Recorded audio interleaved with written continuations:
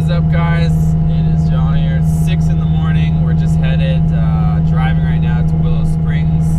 We got the ACR 18-inch wheels on there with the Toyo 888s for the track. So looks ugly as hell in my opinion. Those wheels are so small and unfitted, but we got them on there. We're going to the track. We're gonna go have some fun. So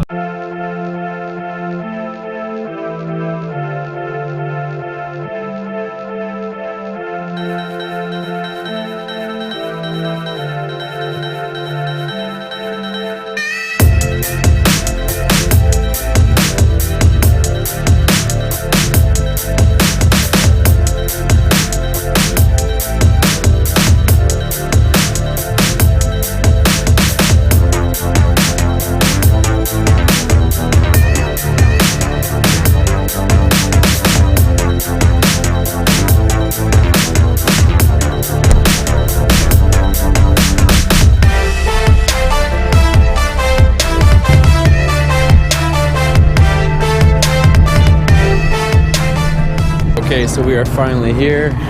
Some people run on the big track. Here's my car. My buddy Arts with the BMW. We'll go over that in a second. But we have to put on these race numbers. So let's go ahead and attach this to the side of the car and make it official.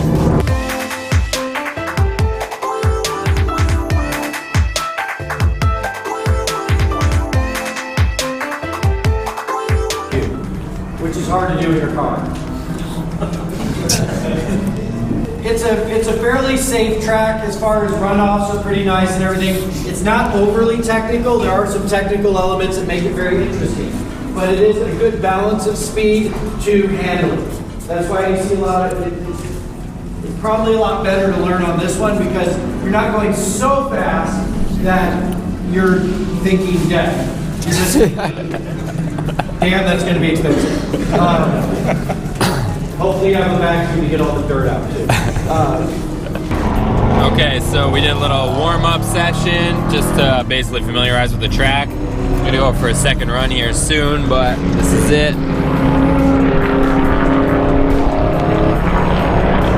That's intermediate on the track.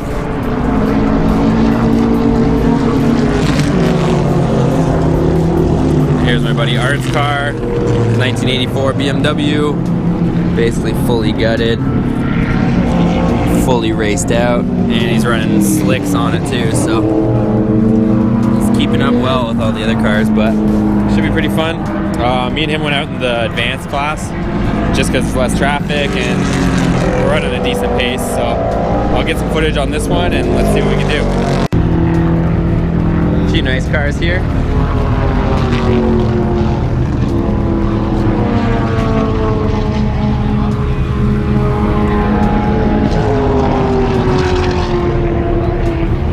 So I'm actually walking back because I gotta get a approved Snell helmet because mine doesn't have the sticker rating inside it for some reason, so I gotta rent one for the day, one of those goofy helmets, but we'll grab one. Okay, we got this big ugly ass helmet. Not too thrilled about it, but whatever. At least it's legit, and this is their rules, not mine, and I don't want to get booted off. So let's go back, throw this on, check out the car, and then go back out.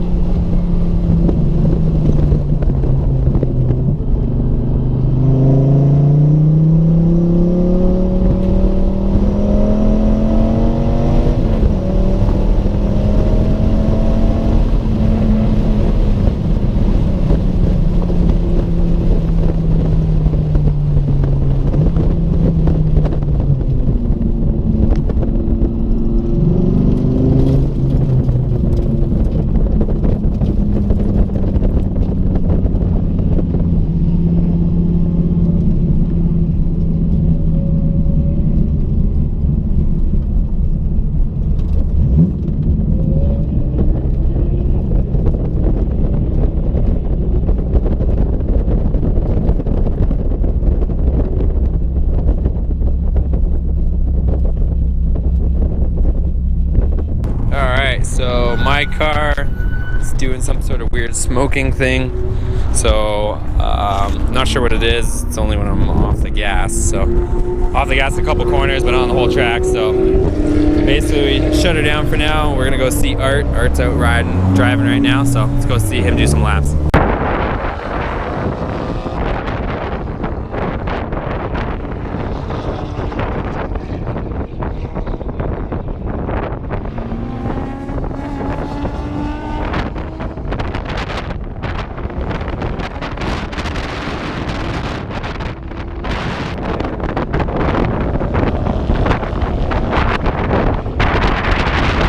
Okay, thanks for watching, guys. Hope you enjoyed that little video.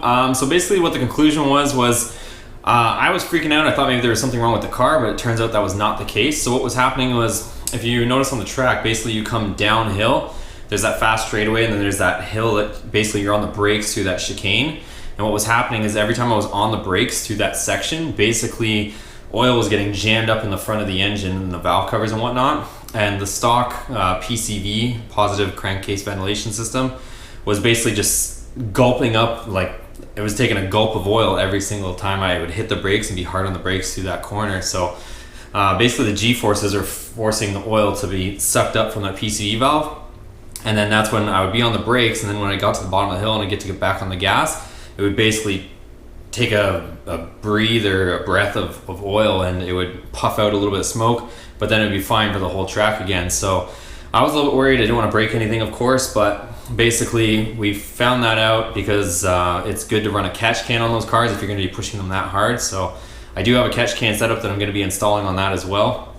So basically what the conclusion I came to is, I don't know that I necessarily want to track that car too much, just because it's getting a little bit older, and of course parts are really expensive for that car, or even if anything were to happen with the engine, of course it would be pretty expensive to fix or replace something. So that was my experience with the track day. Did have a lot of fun, but I think what I want to do is I want to get a Corvette or something like that, either a Corvette or maybe an S2000, to actually have track days like that, just so I feel like if something breaks or something goes wrong, I can find parts a lot easier, and hopefully a little bit less expensive to run and operate one of those vehicles as opposed to running that Viper. So hope you guys enjoyed the video. I know there was the sound wasn't quite there. There's some wind noise and whatnot, so I'll have to play with the setup on the camera as far as getting rid of that wind noise. But even when I was standing outside trying to film, it was like 100 miles an hour winds just blowing across, so that's where the wind noise came up. And I know those two videos that I had with the interior and the exterior, I was using the interior sound just because that was a little bit cleaner. I know it still had some wind noise, but I don't know if maybe it might not be perfectly synced, those two videos in with the sound. So forgive me for that if it's a little bit off, but if you like this video, give it a thumbs up. I do have some Ram stuff on the way for the Ram fans, so that stuff's gonna be coming, so you'll see that in the next video. And I'm trying to stay on schedule that I'm posting every other day, so you'll see for now that every other day I'll have a video coming out. So catch can should be here this week, and then I'll have that, but stay tuned. I got lots more on the way, and if you haven't subscribed already, subscribe, and we'll see you on the next video. Take care.